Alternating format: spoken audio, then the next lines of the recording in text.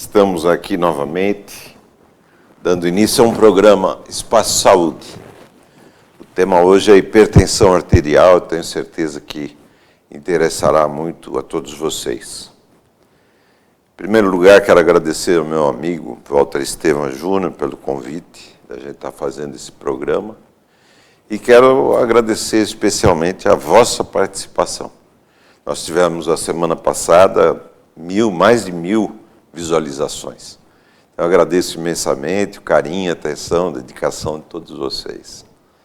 Esse tema é muito importante. Ceifa muitas vidas e a gente sabe que é totalmente...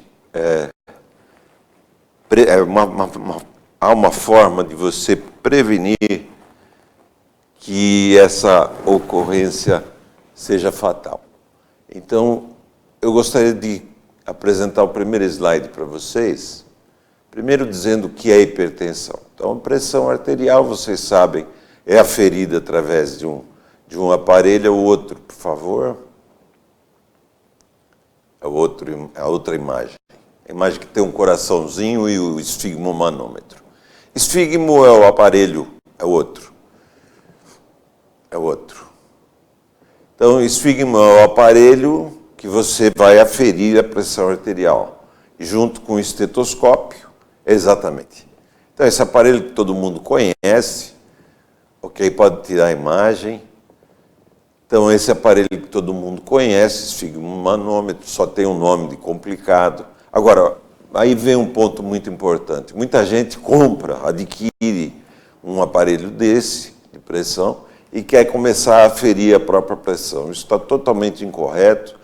Quem deve aferir, quem pode aferir a pressão é apenas e tão somente o médico que cuida do seu coração. As farmácias são proibidas de aferirem pressão e você não deve ficar aferindo pressão em casa.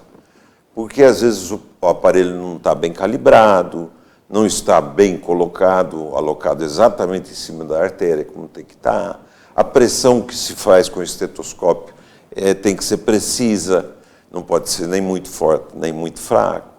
Então, há técnicas, entendeu? Que só o profissional especializado, um médico formado, é capaz de realizar de maneira correta. Então, o primeiro ponto, aferição de pressão arterial. O que é pressão arterial? Quando o coração bombeia o sangue, ele vai encontrar a artéria aorta, que é como se fosse uma mangueira, uma artéria espessa e que vai receber esse jato de sangue e com isso a gente vai ter a pressão sistólica, a pressão máxima. Quando volta o sangue, a gente tem a pressão diastólica, a mínima. Então, em termos de hipertensão, é muito mais importante a diastólica do que a sistólica. A pressão mínima é muito mais importante. No idoso, por exemplo, a gente tem com muita frequência o endurecimento da aorta a nível torácico, desse vaso principal que eu falei para vocês. Então, há um choque muito forte do sangue que sai do coração, do ventrículo esquerdo, no caso, e que vai encontrar com uma barreira, uma dificuldade para o escoamento desse sangue. Então, aí a gente tem a pressão sistólica máxima.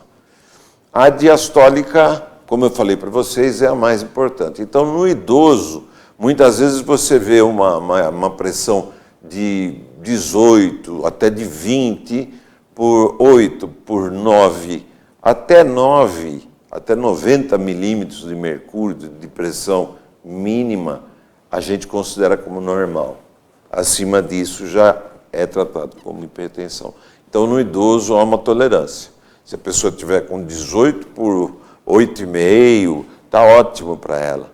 Porque senão você não tem um fluxo adequado a nível cerebral, coronariano e de todas as artérias do organismo. Tá?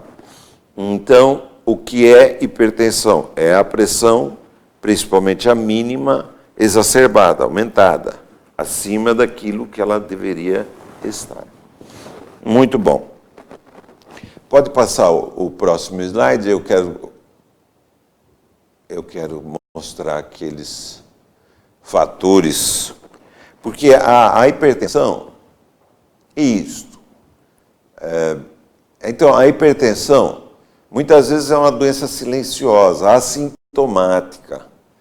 Então, o que você tem que prestar atenção? Tem que fazer um acompanhamento, tem que fazer acompanhamento com o médico, fazer o check-up. Eu fico muito satisfeito em ver que hoje o jovem, ele acorre a gente, né, para fazer um check-up já com uma idade muito baixa. Vão meninos lá, meninas, né, de 18, 20 anos. Não, eu vim aqui, doutor, quero fazer um check-up. Isso é muito importante, é fundamental. Por quê? Porque hoje a gente investe muito na medicina preventiva. Isso é o que realmente traz uns frutos muito mais gratificantes para a gente.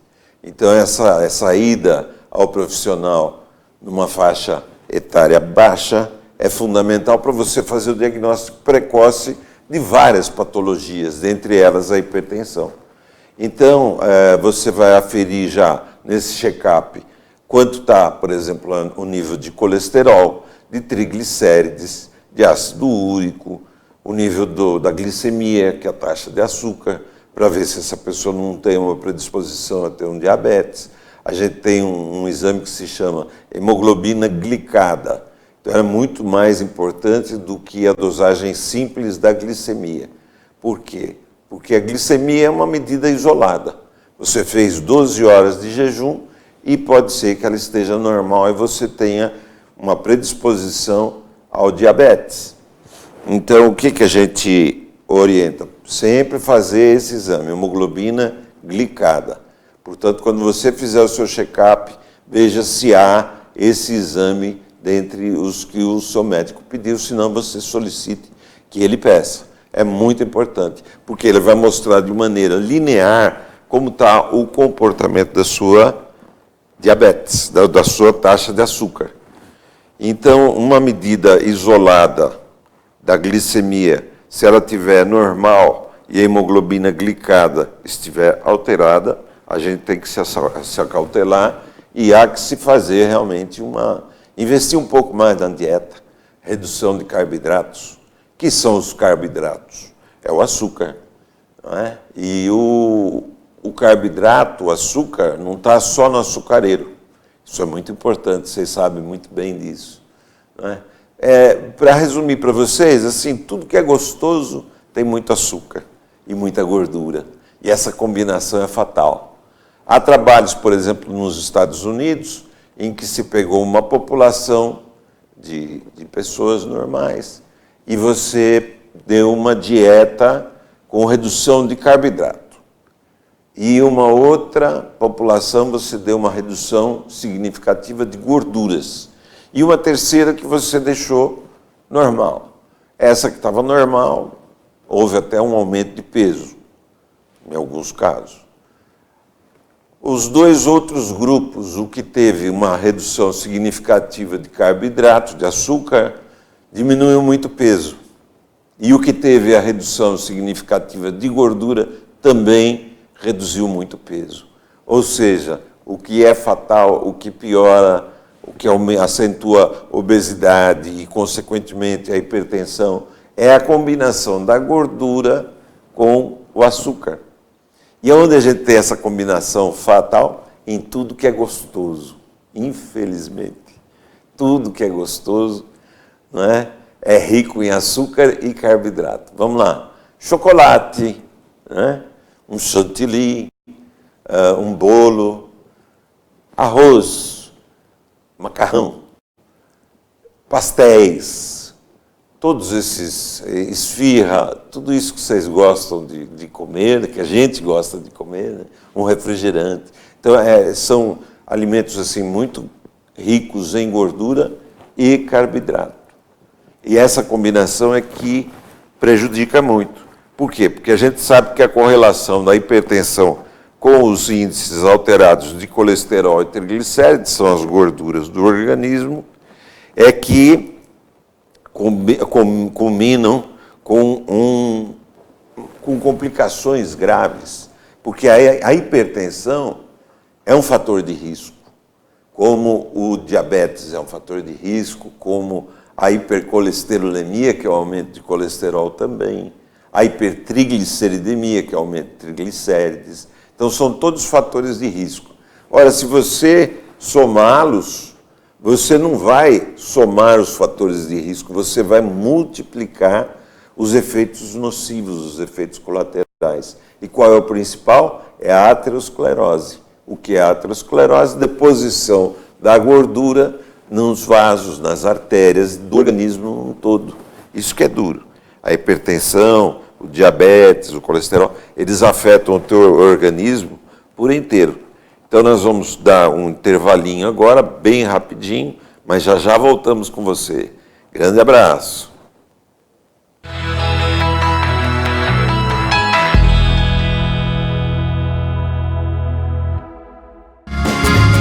Viaje mais! Prepare-se para conhecer os mais belos lugares do planeta, de segunda a domingo em 2 horários, às 13h30 e à meia-noite, na rede NGT Canal 48 Digital e na TV Grande ABC Canal 3 NET. Agora você tem um encontro marcado com Walter Esteban no programa Viaje Mais.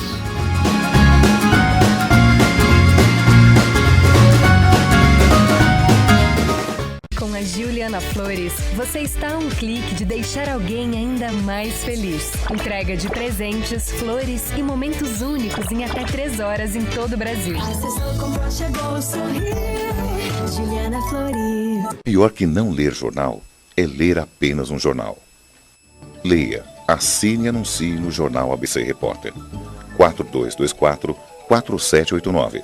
Se você é notícia, foi ou vai ser, ligue para a nossa redação ou mande um e-mail para redação@jornalabcreporter.com.br.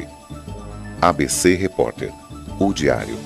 www.jornalabcreporter.com.br. Ei, quer saber como escolher a sua escola de inglês? Não pergunte pro boneco do posto. Não pergunte pra esse monte de gatos da sorte. Não pergunte pra essa estátua. Nem pra esse cara sem boca, né? Não pergunte pra essa boneca havaiana, pra essa turminha aí ou pro rapaz dessa foto. Mas esse balão de barba vai saber, né? Nah. Pergunte pra quem já faz IASIG e faça a escolha certa. Agora no IASIG você pode falar direto com nossos alunos e pais de alunos, tirar suas dúvidas e descobrir todos os motivos para estudar inglês aqui. Fale com a gente, fale com o mundo. IASIG, você cidadão do mundo. K1900, seu novo estilo de vida. Inovação, troca de experiências são fundamentais para o crescimento dos negócios. Conheça agora o K1900, espaço coworking no ABC. Sem fidelização, usa o que precisa e paga apenas pelo que usou. Salas e toda a infraestrutura, bicicletário e um exclusivo boteco working. Avenida Presidente Kennedy 1900, bairro Olímpico, São Caetano do Sul. Ligue 4210-2114. K1900, ideal para organizar e desenvolver seus negócios.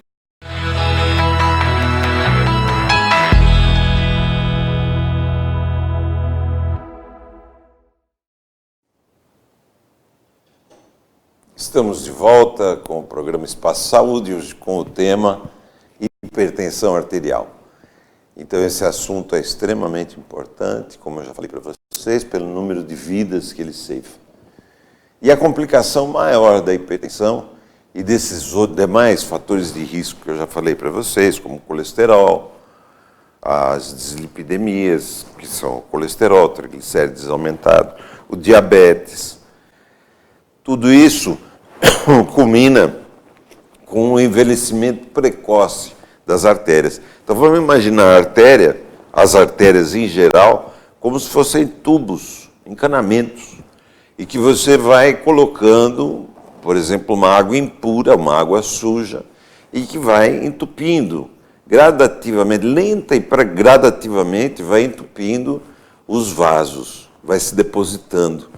Então, tal como uma manilha, por exemplo, que com a água barrenta, ela vai se depositando, esse barro vai se depositando na manilha, vai ocluindo essa manilha, na artéria ocorre a mesma coisa. Então, é claro que, dependendo do órgão, você vai ter manifestações diferentes. A nível cerebral, por exemplo, então, no cérebro, o que a gente tem? Tem os acidentes vasculares cerebrais, que são conhecidos por derrames. Então a artéria vai se estreitando com essas lesões que vão ocorrendo, até um determinado momento que ela chega a fechar. O fechamento súbito dessa artéria a gente chama de infarto, no caso cerebral, porque ocorreu no cérebro. Se esse fechamento arterial ocorrer a nível coronariano, que é a artéria do coração, que nutre o músculo do coração, você vai ter o chamado infarto agudo do miocárdio. O miocárdio é o músculo do coração. Tá claro? E assim a gente vai para todos os órgãos. A nível renal você vai ter um comprometimento, né, no rim.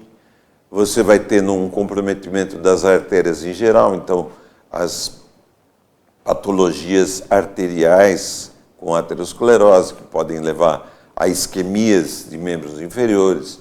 O indivíduo anda 10 minutos e tem dores intensas nas pernas e é obrigado a parar, né? Ele anda um pouco e é obrigado a parar por conta da dor.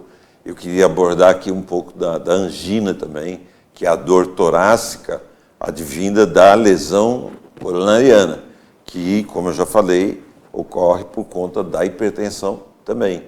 Então, como que é a dor da angina? É muito clássico e vocês têm que saber exatamente, até para poder identificar diante de um amigo de vocês, um parente, né?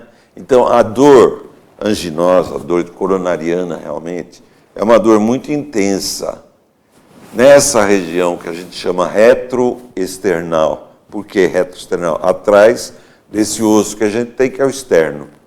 Então, quando ocorre essa dor intensa, que a pessoa normalmente identifica com a mão em garra, que a gente diz. Então, doutor, está doendo demais. E dói quando eu faço esforço. Está sempre relacionado a um esforço. Ou pegar um peso, ou um estresse muito grande, ou fazer uma caminhada. Eu tive, por exemplo, um paciente que era um atleta, e ele, todos os dias, ele andava 10 quilômetros com a bike dele, né? Só que ele estava percebendo que depois de andar 4, 5 quilômetros, ele começava a ter um desconforto no peito, uma opressão, uma pressão, uma dor, qualquer que seja a definição dessa dor, que a pessoa defina de qualquer forma, seja queimação, aperto, você tem sempre que valorizar uma dor torácica, né?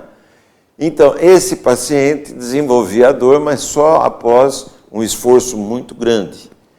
Eu coloquei ele na esteira para ver, começou muito bem, foi acelerando, era um atleta e não sentia nada. De repente ele falou para mim: doutor, está começando a dar aquela dorzinha.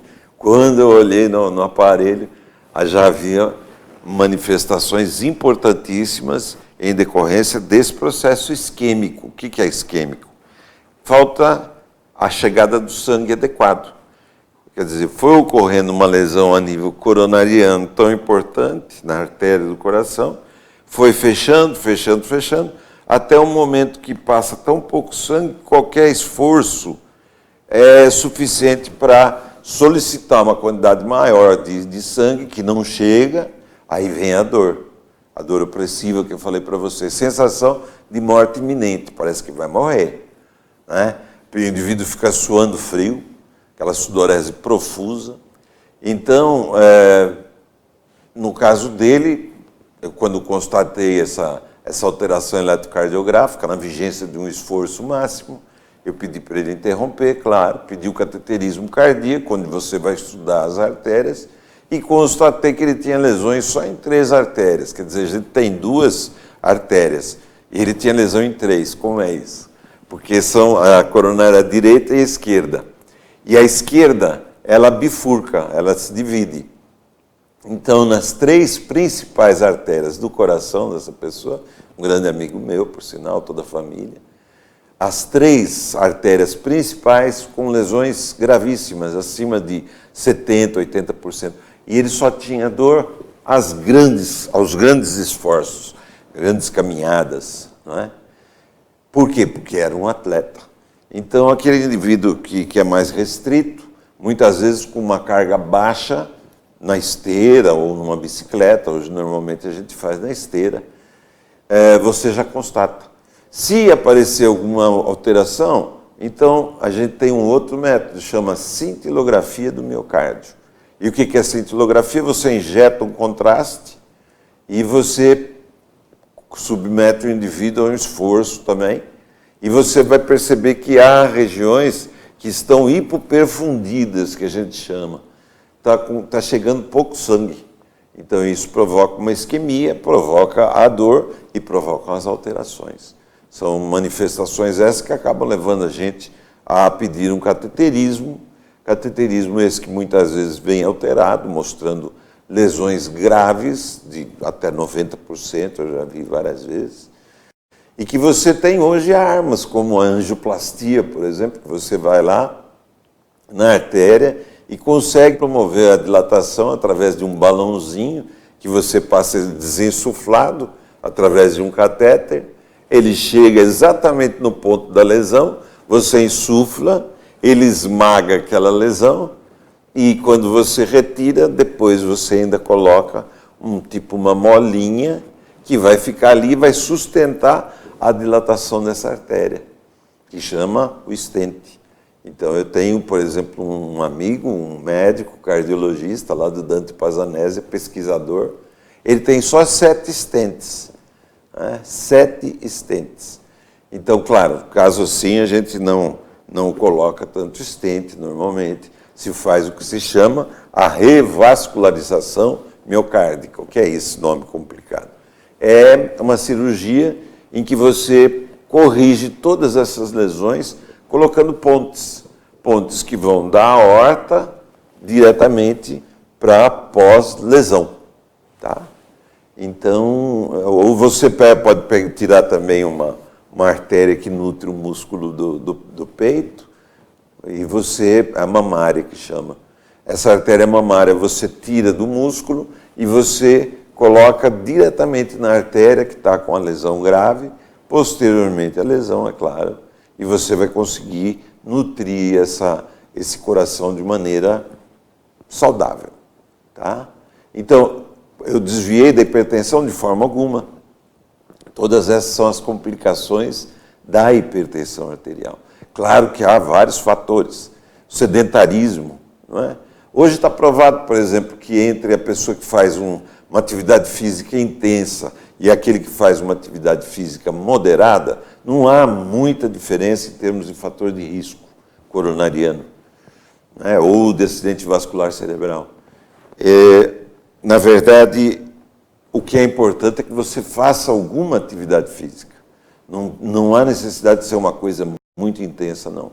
Se você fizer alguma atividade 3 vezes por semana, como muita gente vai a uma academia, ou vai fazer caminhada, faz hidroginástica, aquilo que você gostar, ciclismo, não é? Então, o sedentarismo mata. O cigarro, claro, todo mundo sabe que o cigarro tem a nicotina, e a nicotina promove um vasoespasmo. O que é isso? Fecha a artéria. Tá? Então, uma artéria que já tem lesão, se você fechá-la, você diminui ainda mais o fluxo sanguíneo. O que mais? Então, a gente tem o diabetes. O diabetes, da mesma forma, a quantidade de açúcar está aumentada no sangue, vai se depositando junto com o colesterol, junto com o triglicérides, vão se depositando nos vasos e vão levando ao surgimento da aterosclerose, que são essas lesões que eu me referi em relação a vocês. Tá? Então, o que mais a gente tem? A nível cerebral, eu já falei, são os acidentes vasculares cerebrais, a isquemia. A nível coronariano, a gente tem angina, que eu já falei para vocês, tem o infarto agudo do miocárdio. A nível arterial, há pessoas que perdem até um dedo do pé ou uma perna por conta desse processo isquêmico. Então, gente, precisa investir na medicina preventiva. Uma coisa, antes de terminar o programa, fundamental, há vários trabalhos que mostram que um animalzinho de estimação, ele diminui muito o risco de doenças coronarianas, de arteriopatias, de própria hipertensão, diabetes e até doenças imunológicas. Então, gente, vamos tratar de adotar um cãozinho, um gatinho, um passarinho, um papagaio. Vocês escolham um animalzinho. Não se sabe ainda exatamente se esse carinho, essa atenção, dedicação que a gente tem por esse bichinho é que melhora a nossa qualidade de vida. Ou se o contato com eles promove o surgimento de algum anticorpo aí que nos beneficia. O fato constatado por vários trabalhos é esse, que quem tem um bichinho de estimação tem uma vida mais longa e muito melhor. Eu agradeço pelo seu carinho, pela sua atenção, pela sua companhia até agora. E a semana que vem estaremos aqui, novamente, se Deus assim permitir. Agradeço muito vossa participação e, se puderem, compartilhem. Desculpem o atraso para eu publicar hoje, mas agora já está certinho. É só se espalhar o link por aí que a gente vai continuar tendo uma audiência muito boa. Muito obrigado, uma boa noite para todos vocês e um beijo no coração de todos.